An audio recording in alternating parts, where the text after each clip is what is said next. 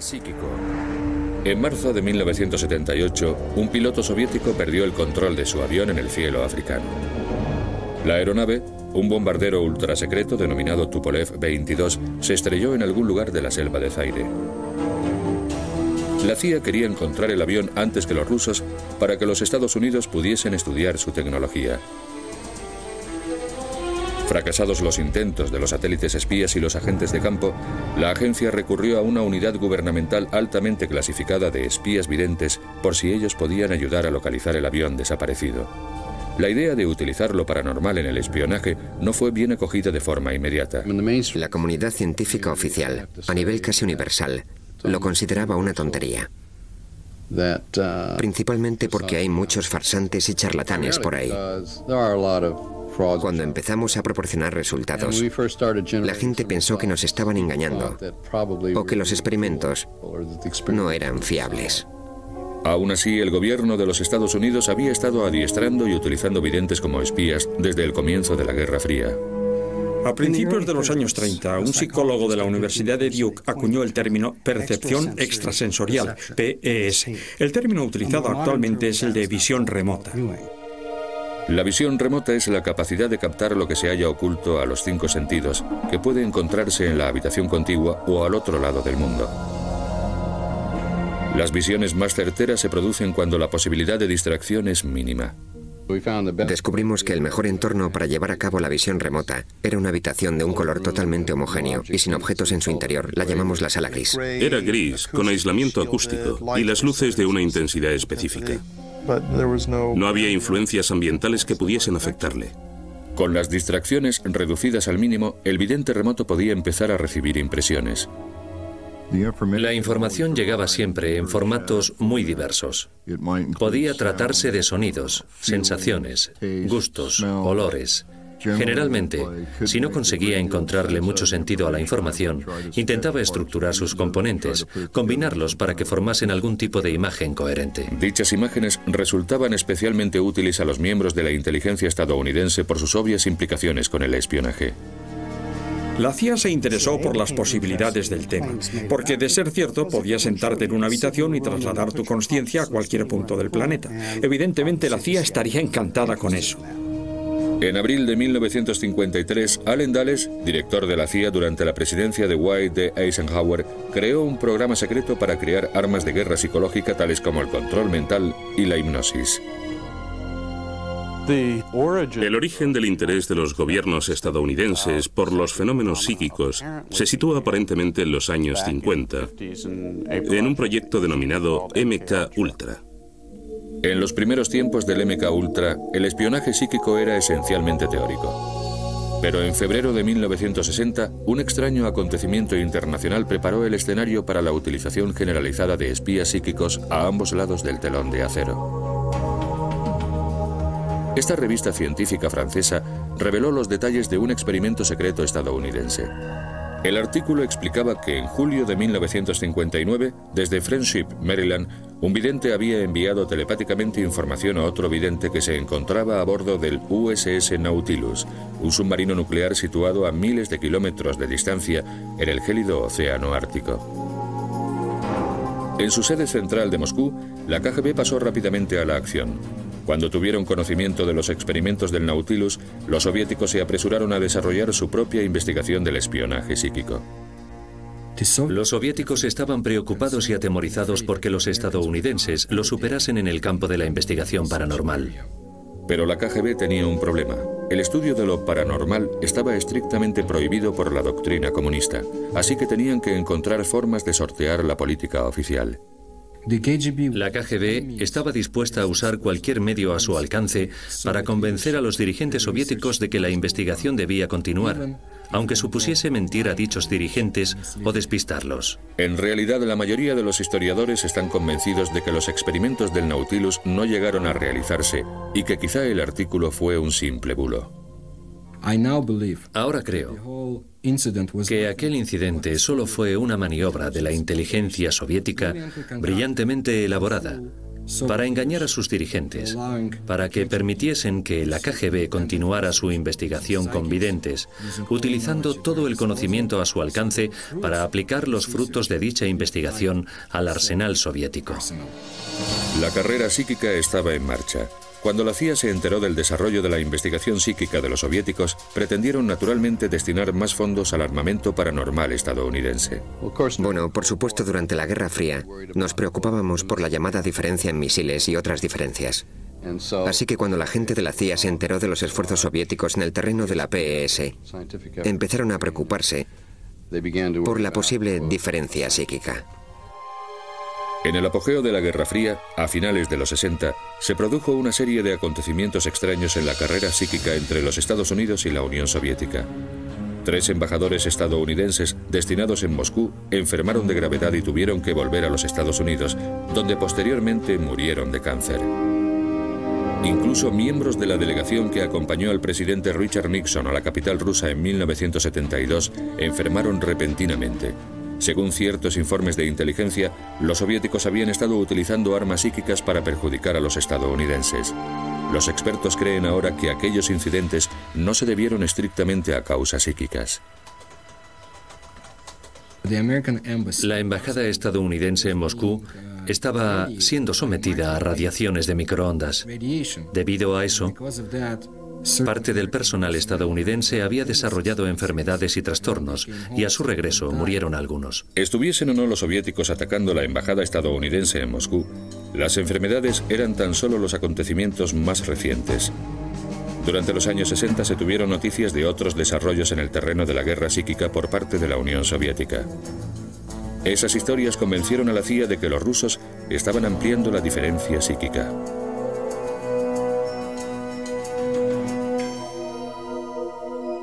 La agencia respondió y no tardó en poner en nómina a un físico californiano que llevaba a cabo una investigación científica sobre los fenómenos paranormales.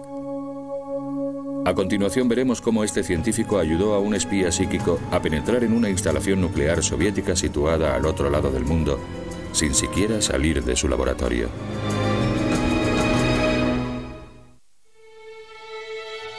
En 1972, esta tranquila barriada situada al sur de San Francisco se convirtió en la cuna de una de las operaciones secretas más polémicas de la CIA.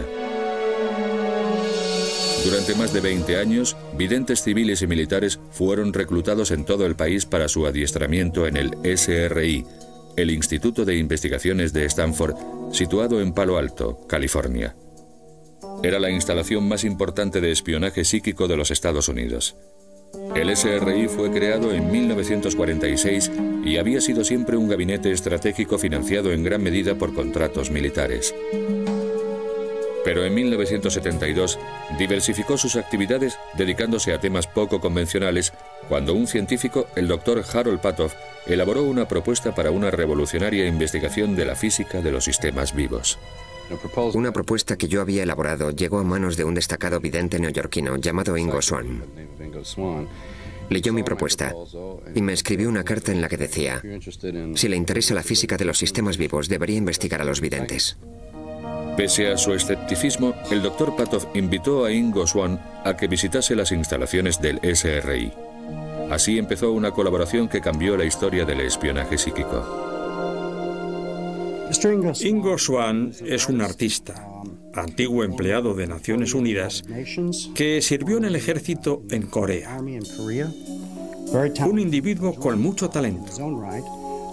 Pero además de todo lo anterior, posee también capacidades extrasensoriales. El SRI desarrolló una serie de pruebas para determinar si los presuntos poderes psíquicos de Swann eran reales. Empezamos por lo más evidente, es decir, esconder objetos en cajas y en sobres y preguntarle al vidente de qué objeto se trataba. En esa época trabajábamos principalmente con Ingo Swann. Un día llegó y me dijo: ¿sabe? Esto es trivial. ¿Quiere saber lo que hay en la caja? Pues ábrala. Yo pude ver cualquier lugar del planeta. Por supuesto, nos pareció totalmente ridículo. Ridículo o no, Swann lo consiguió. Animado por los resultados positivos, el doctor Patoff informó de sus hallazgos iniciales a sus colegas. El informe llegó a estamentos de la CIA. Acabó en el cariñosamente conocido como despacho raro de la CIA. Esa gente lo leyó y pensó, vaya, esto es justo lo que necesitamos. Unas semanas después se presentaron representantes de la CIA diciendo que habían visto el informe. Y en ese momento estaban preocupados porque habían recibido información de que los soviéticos estaban gastando cantidades ingentes de dinero en la investigación de la denominada PES.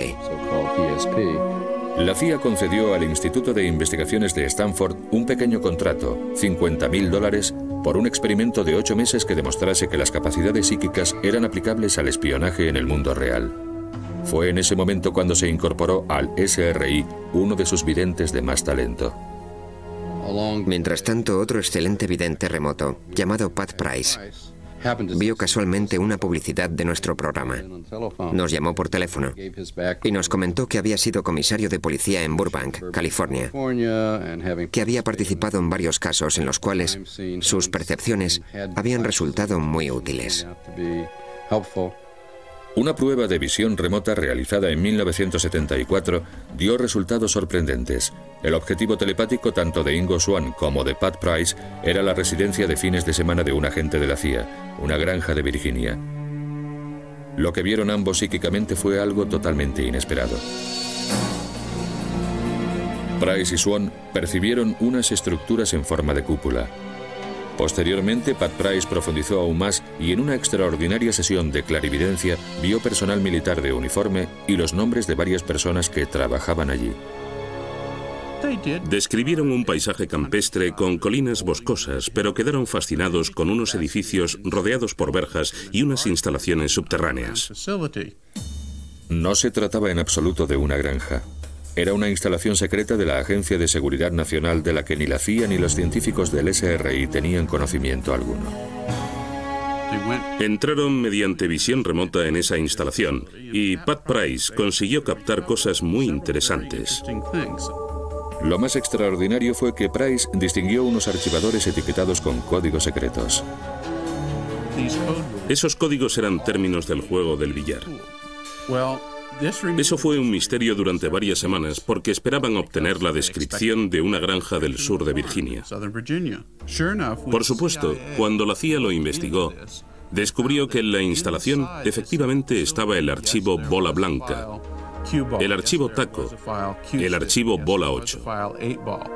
Todo ello relacionado con un proyecto de alto secreto. Los resultados fueron tan precisos que la CIA sospechó de Price y los investigadores del SRI. No querían creer que la PES fuese tan buena, así que supusieron que había habido algún tipo de filtración e investigaron concienzudamente. Al no descubrir la agencia indicios de juego sucio, decidieron que estaban dispuestos a utilizar espías psíquicos contra el principal enemigo de los Estados Unidos durante la Guerra Fría, la Unión Soviética. Un problema estratégico muy importante que los servicios de inteligencia llevaban años intentando resolver era lo que estaba ocurriendo en Semipalatinsk, en la Unión Soviética. En 1949, esta instalación militar secreta fue el escenario de la prueba de la primera bomba atómica soviética. Desde entonces, había sido objetivo de la inteligencia occidental. ¿Era una instalación subterránea de investigación nuclear? ¿Era una instalación de prueba de misiles? Se dedicaron muchos tipos de recursos a la resolución de este problema. Uno de ellos fue el espionaje psíquico. En el verano de 1974, Price llevó a cabo otra sesión excepcionalmente detallada de visión remota. Aislado en una sala especial del Instituto Stanford, consiguió acceder telepáticamente al otro extremo del mundo y dibujar muchas de las características de la instalación soviética. La CIA quedó impresionada cuando los satélites espías confirmaron la exactitud de los dibujos de Price. El SRI había demostrado que el espionaje psíquico podía funcionar. La información recopilada mediante esas dos visiones remotas hizo que los servicios de inteligencia se percatasen de repente de que podía tratarse de una herramienta muy útil. Y partiendo de esa base, el programa empezó a ampliarse. La CIA pidió a Price que a continuación se centrase en Libia. Price localizó psíquicamente centros clandestinos de instrucción de guerrilleros. Su presencia fue confirmada posteriormente por fotografías de reconocimiento. Con el tiempo, los logros de Price fueron considerados tan sorprendentes que pasó a trabajar directamente para la CIA. El programa de espionaje psíquico sufrió un duro revés cuando en 1975 Price murió repentina y, según algunos, misteriosamente a la edad de 56 años. Se comentó incluso que en realidad Price seguía vivo. En esa época hubo mucha preocupación. ¿Se trataba de un infarto natural? ¿O alguien le había suministrado alguna droga? O lo que fuese para acabar con él. Todo aquello era absurdo. Yo estuve en su funeral, vi su cadáver. Estaba en un ataúd abierto. Price había sido el principal espía psíquico de la CIA. Su prematuro fallecimiento debilitó el programa de espionaje psíquico de los Estados Unidos. Por otra parte, se revelaba por primera vez al público la oscura participación de la agencia en Vietnam y el escándalo Watergate. La CIA estaba metida en muchos terrenos y algunos no eran posiblemente muy seguros. Todo eso empezó a salir en los periódicos. La agencia se vio presionada para ceder su control directo sobre las operaciones de espionaje psíquico. Con el Congreso y la prensa investigando a la CIA, su director William Colby no tuvo más remedio que hacer limpieza. Ordenó a todos los que participaban en proyectos extraños que se librasen de todo lo que pudiera resultar polémico, raro o especial. Por supuesto, la visión remota entra de lleno en esas categorías, así que la CIA tuvo que descartar el proyecto. Sin embargo, ahí no acabó el apoyo gubernamental a la visión remota. A finales de 1975, el programa pasó a manos de una poco conocida pero poderosa rama del estamento militar denominada DIA, Agencia de Inteligencia para la Defensa. La DIA creó una nueva unidad de espionaje psíquico en Fort Meade, Maryland. Durante los 20 años siguientes, la DIA utilizó varios nombres en clave, incluyendo Grill Flame, Sam Strick y Scanate. Pero actualmente Stargate es el principal nombre asociado a las aventuras estadounidenses en el terreno del espionaje psíquico. La mayor parte de los cientos de misiones de espionaje de Stargate permanecen clasificadas. A continuación, el más sagaz de los espías psíquicos nos revela varias operaciones secretas, incluyendo su papel especial en la localización de un general de la OTAN secuestrado. Fort Meade, Maryland, está situado al norte de Washington, D.C. Fue en esta base militar, dentro de este modesto bungalow, donde la Agencia de Inteligencia para la Defensa adiestraba secretamente a sus videntes para que espiasen para los Estados Unidos.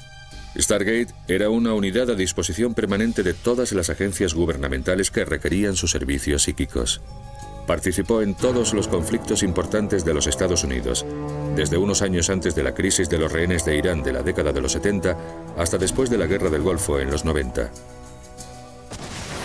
Los espías psíquicos jugaron también un papel estratégico vital al contribuir a determinar lo vulnerable que era Estados Unidos al espionaje psíquico de otras naciones. Dentro de los servicios de inteligencia del ejército, estábamos especialmente interesados en la evaluación de amenazas. Según el tipo de información que lográsemos obtener, cabía suponer que los soviéticos, mediante las mismas prácticas, podrían obtener la misma información de nosotros. Se estableció un perfil de capacidades psíquicas potenciales y reclutaron hombres y mujeres de todos los departamentos militares. La conclusión a la que se llegó durante el programa era que la disposición para la visión remota como talento natural se parecía bastante a la disposición para la música. Si un recluta tenía éxito en la actividad a la que se dedicase, si era un líder nato, si tenía confianza en sí mismo y dotes artísticas, entonces era un buen candidato. Uno de los oficiales de inteligencia que se presentó al programa para someter a prueba sus talentos para la visión remota fue Joe McMonigal. Resultó ser un vidente remoto nato. Joe McMonigal era militar de carrera y veterano de Vietnam. En mayo de 1977, mientras estaba destinado en Fort Meade, recibió la oportunidad de convertirse en espía psíquico. Cuando empecé a hacer visión remota, no tenía ni idea de lo que iba a pasar.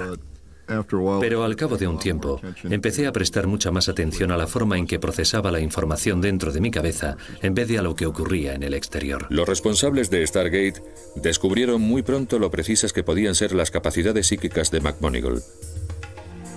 En una de múltiples pruebas, le pidieron que encontrase a un agente de la CIA al que habían enviado a un lugar desconocido. Lo único que sabía Joe es que esa persona se encontraba en algún lugar del área continental de los Estados Unidos, nada más. Joe empezó a dibujar lo que veía en su mente.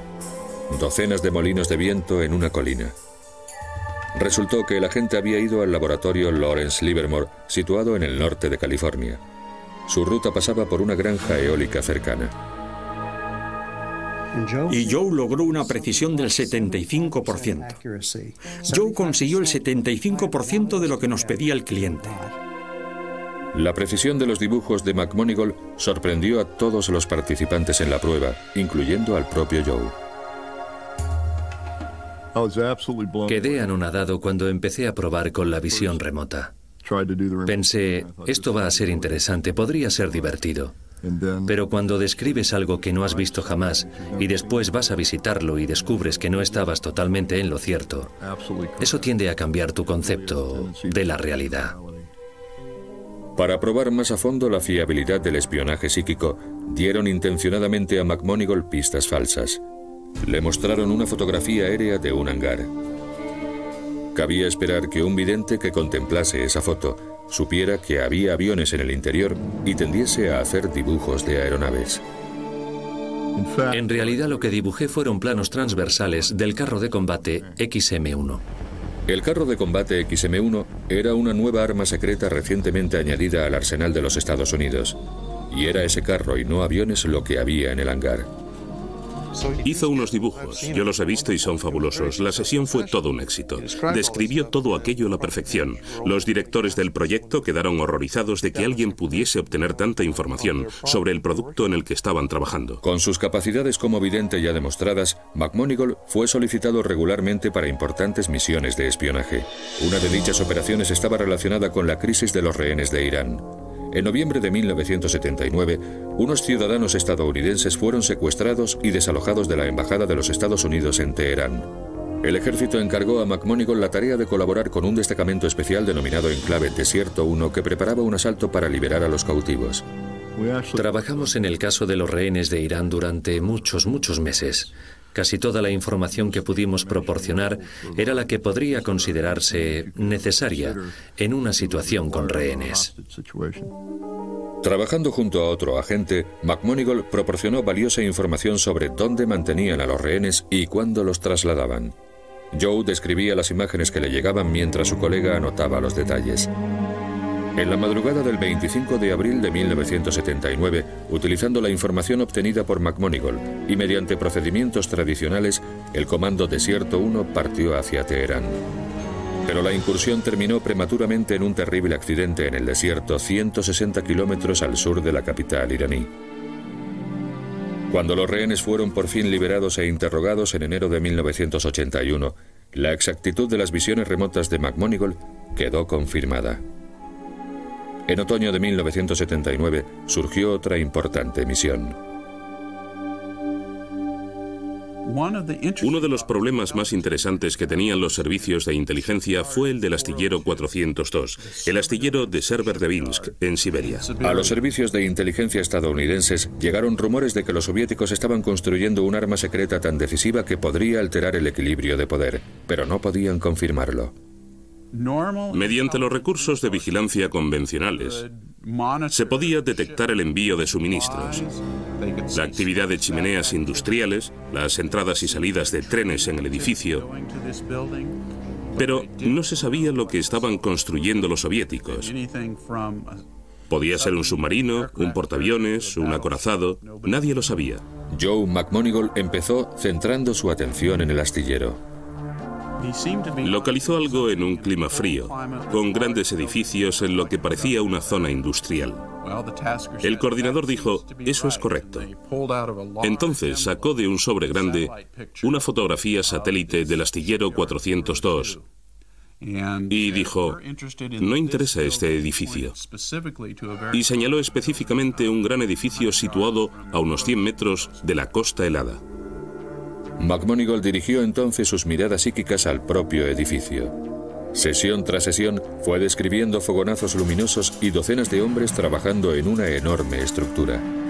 La estructura resultó ser un submarino distinto a todos los existentes hasta entonces. Probablemente se reunió más información sobre ese submarino en concreto que sobre cualquier otro submarino portador de misiles balísticos en la historia de la humanidad. Lo que McMonigle vio telepáticamente era el tipo de submarino más grande y novedoso del mundo, la clase Tifón. Era capaz de lanzar misiles cruceros, algo que se consideraba imposible en esa época. Conseguimos calcular el número de tubos lanzamisiles que llevaba el submarino y descubrimos una característica muy especial, el hecho de que los tubos estaban inclinados. Eso significaba que el submarino no tenía que detenerse para lanzar sus misiles, podía hacerlo en marcha. Esa era una nueva amenaza estratégica que nadie había detectado. Cuando por fin botaron el submarino Tifón en la primavera de 1980, McMonigle predijo la fecha con solo 3 días de error. Al año siguiente, la capacidad de McMonigle se vio sometida a una prueba definitiva. El 17 de diciembre de 1981, el general James Dozier, oficial de más alto rango de la OTAN en Italia, fue secuestrado por un grupo terrorista. 10 días después, repartieron una fotografía de Dozier a la prensa internacional. Cuando ni las fuerzas de la OTAN ni el Departamento de Defensa estadounidense conseguían localizar el escondite de los terroristas, recurrieron a los espías psíquicos. La misión de Joe McMonigle consistía en ayudar a localizar al general secuestrado. Trabajando desde Fort Meade, describió y dibujó detalles sorprendentemente precisos. Empezó a percibir cómo se sentía el general Dozier, que parecía estar vivo, es decir, que no habían cumplido sus amenazas de asesinarle. Y parecía que se encontraba en una ciudad. Joe me dibujó una magnífica imagen panorámica de una ciudad costera con edificios y una cadena de montañas detrás. Presintió que el nombre de la ciudad era Padova o Padua y lo escribió en el papel.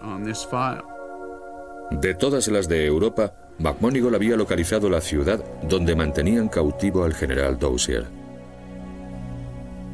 Los secuestradores del general Dozier disponían de una ventaja de 7 u 8 horas, así que podían haberle escondido en casi cualquier país del bloque oriental o del bloque occidental.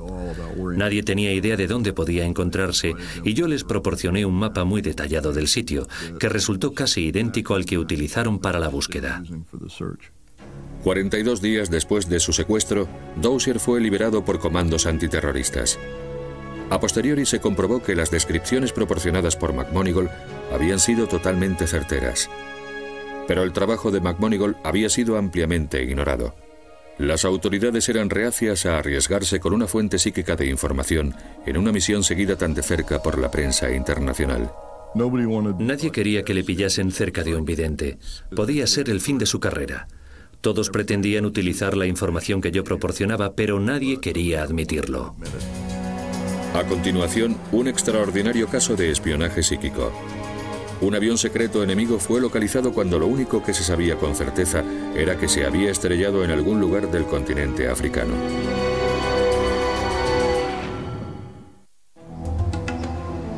Durante la larga historia del espionaje psíquico estadounidense, fue quedando cada vez más claro que la visión remota no era la única habilidad psíquica que servía para espiar. Personalmente prefiero la visión remota, porque la información que proporciona es mucho más estructurada y utilizable. Pero hay otras técnicas y otros métodos igualmente valiosos. Probablemente el segundo en utilización sea la radiestesia. La radiestesia es el antiguo arte de utilizar una vara para localizar agua. Utilizada por un vidente, la vara era sujetada por ambos extremos y cuando se encontraba agua temblaba y empezaba a apuntar hacia el suelo. En el terreno del espionaje, los psíquicos utilizaban otro tipo de herramienta para localizar objetivos en todo el mundo. El vidente sostiene el cordel sobre el mapa y se concentra en el objeto determinado. Una vez localizado, la herramienta divinatoria oscila hacia las coordenadas del objetivo. Esta técnica se denomina radiestesia en mapa.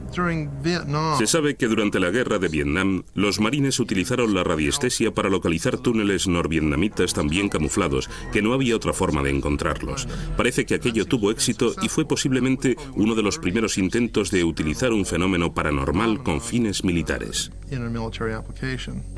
La radiestesia en mapa se enfrentó a un gran reto desde el principio de la historia de su programa de desarrollo.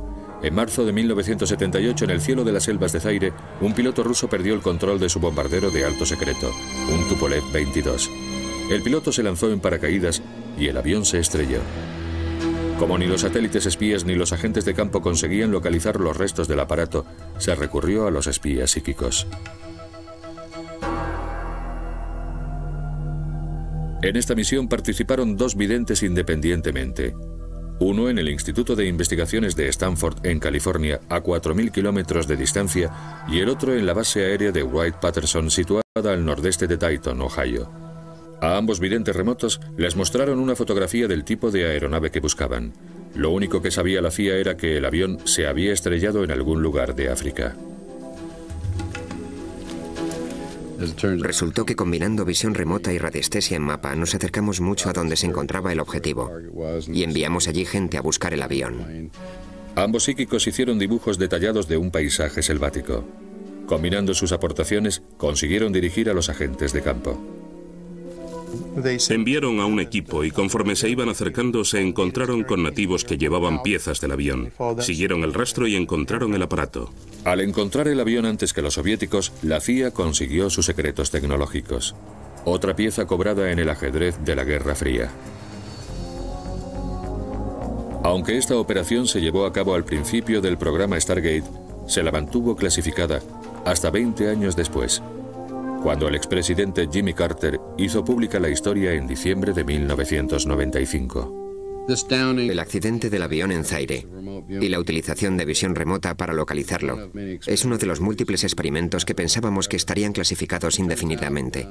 Pero posteriormente, Jimmy Carter, después de su mandato, mencionó que buscaban un avión caído en África. Y mediante visión remota consiguieron localizar el lugar del impacto. Hay otras misiones de espionaje psíquico que no han sido dadas a conocer oficialmente por parte del gobierno, aunque algunos de los protagonistas hayan revelado su participación en las mismas. En una de ellas, un psíquico del ejército utilizó precognición, la capacidad paranormal que permite prever acontecimientos antes de que sucedan. Posiblemente la sesión más espectacular en la que participé fue aquella en la que se previó el ataque de los iraquíes sobre el USS Stark, un destructor estadounidense que navegaba tranquilamente por el Golfo Pérsico. En mayo de 1987, el capitán Paul Smith era uno de los videntes remotos del equipo Stargate. Aislado en una sala especial de Fort Meade, Smith previó unos acontecimientos que ocurrirían 2 días después. Empecé a describir una estructura metálica. Después me di cuenta de que la estructura estaba en el agua y en movimiento. Intuí que se trataba de un destructor estadounidense. De repente localicé también una aeronave. Volaba a considerable distancia de la embarcación. En un momento dado, el avión lanzaba 2 objetos largos y finos, con aletas gruesas. Emitían un ruido estruendoso y parecían volar sin destino hasta que los objetos coincidieron con el barco. Había fuego, humo y gente gritando. Horas después del suceso quedó confirmada la premonición del capitán Smith. Confundiéndolo presuntamente con un avión enemigo, un caza iraquí lanzó 2 misiles Exocet contra el USS Stark. Ocurrió 4 años antes de la Guerra del Golfo. Los iraquíes se disculparon públicamente ante los Estados Unidos, pero murieron 37 estadounidenses. La precisión fue asombrosa. No describí nada que no sucediese y tampoco omití mucho de lo que sucedió. Probablemente no haya vivido nunca una sesión tan clara antes y después. Psíquicos de Stargate como Paul Smith participaron activamente en muchas de las misiones norteamericanas de espionaje más importantes durante otra década. Pero los Estados Unidos no era el único país que invertía millones en espionaje psíquico. Los soviéticos tenían sus propios programas psíquicos plenamente desarrollados y realizaban pruebas paranormales de control mental. La CIA temía que esos experimentos fuesen una amenaza potencial para la seguridad nacional. Con la información que habían conseguido sobre el bloque soviético, descubrieron que investigadores de la Unión Soviética, investigadores de alto nivel, doctores de los mejores institutos, trabajaban intensamente en la denominada Área Sí. Y eso tenía muy preocupada a la CIA. La preocupación de la agencia no era infundada. A continuación, secretos desclasificados en 1995 revelan que la KGB creaba agentes zombies para utilizarlos como saboteadores y asesinos.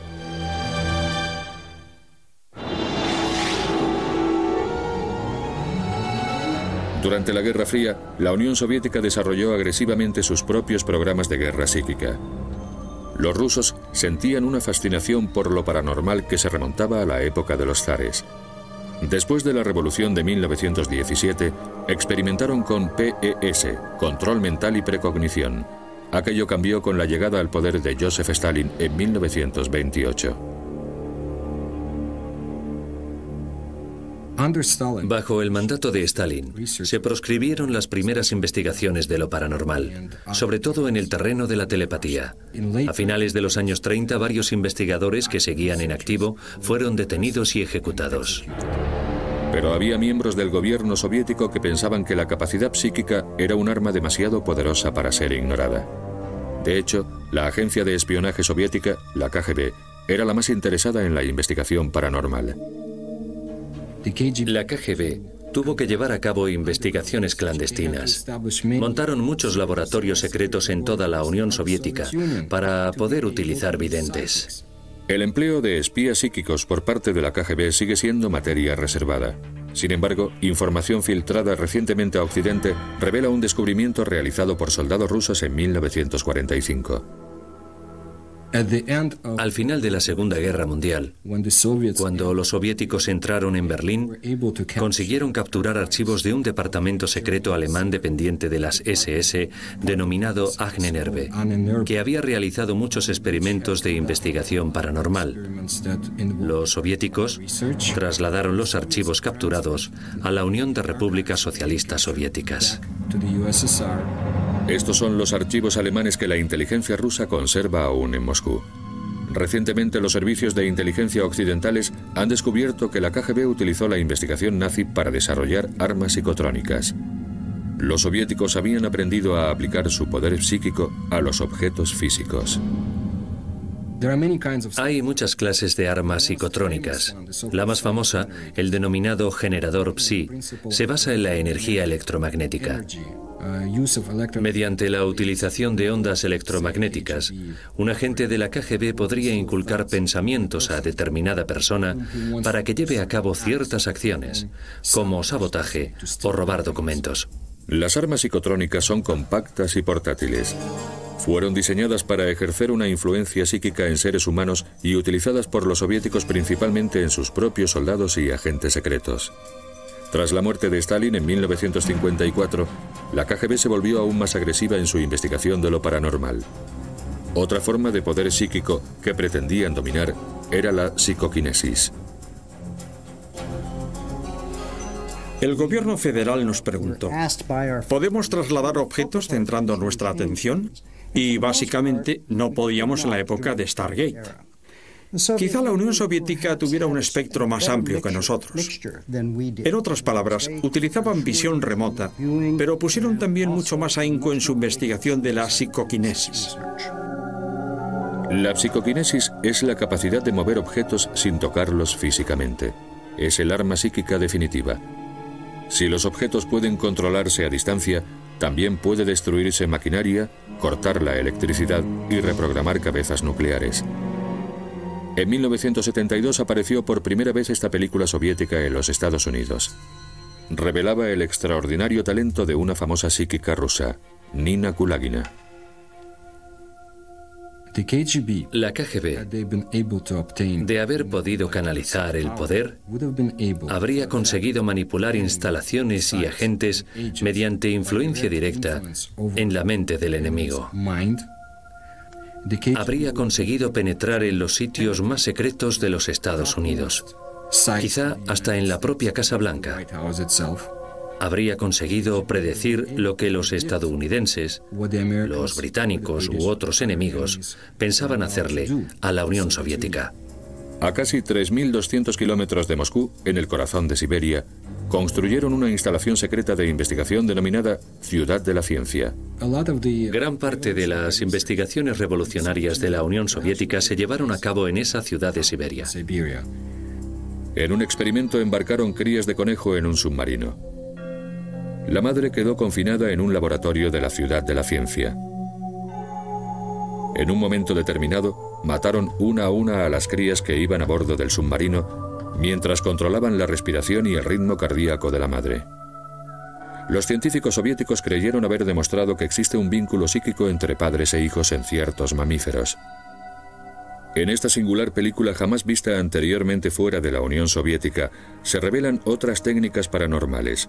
En uno de los experimentos se intentaba incluso alterar las constantes vitales de seres humanos.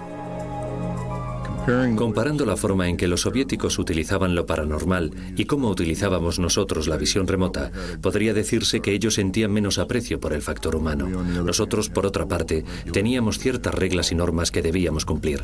Conforme se filtraba información soviética a mediados de los 90, los científicos occidentales constataron lo diferente que eran las versiones soviética y estadounidense de la guerra psíquica. En nuestro trabajo no llegamos nunca a investigar, por ejemplo, si una persona podía influir a distancia en el pensamiento o en el carácter de otra. Hablamos con algunos psíquicos soviéticos que nos dijeron que en ocasiones, si un presidente estadounidense daba un discurso, se concentraban en interferir sus procesos de pensamiento y cosas parecidas. Pero en nuestro programa nunca hicimos nada parecido a lo que podría denominarse control mental. Informando de los últimos archivos desclasificados por la KGB en 1995, el Moscow Times publicó noticias sorprendentes. Los soviéticos habían utilizado control mental con sus propios espías para convertirlos en una especie de robots zombies. El propósito de los agentes zombies, creados por la KGB, era no solo infiltrarse en las esferas más altas y secretas de los Estados Unidos y de otros países, sino también integrarse en la población media para convivir de incógnito, como agentes soviéticos, durante años. Estos agentes programados estarían dispuestos a ejecutar cualquier orden, incluso la de asesinar. Llegaría el día en que un agente de la KGB enviase la señal que despertaría al zombi para que realizase una tarea concreta. Podría tratarse de sabotaje o de penetración en una instalación secreta. Para eso utilizaba la KGB a los zombis, seres que no recordaban nada y que eran controlados como bombas vivientes. Todas las pruebas indican que en la actualidad el gobierno ruso continúa su investigación secreta de lo paranormal. Pero en Estados Unidos, terminada la Guerra Fría, Stargate tenía que justificar sus gastos y su propia existencia. El Congreso ordenó una investigación para determinar la continuidad del programa de espionaje psíquico. El informe final se presentó a la prensa el 28 de noviembre de 1995. En consecuencia, los estadounidenses constataron por primera vez que su gobierno había estado utilizando espías psíquicos. Creo que aquello se hizo de mala manera. Había tantos disparates en el informe que hasta a un idiota le habría costado mucho creérselo. El informe resultó polémico. Hubo división de opiniones entre los expertos, pero el Congreso llegó a la conclusión de que lo paranormal no era una fuente de información suficientemente fiable y ordenó la cancelación del programa psíquico. No todo el mundo estuvo de acuerdo. Creo firmemente que se debería proseguir con la investigación. Es probable que en un momento dado se dé un paso decisivo o se encuentre una clave fundamental. Cuando lleguemos a ese punto, ampliaremos nuestra visión de lo que ocurre exactamente en el universo.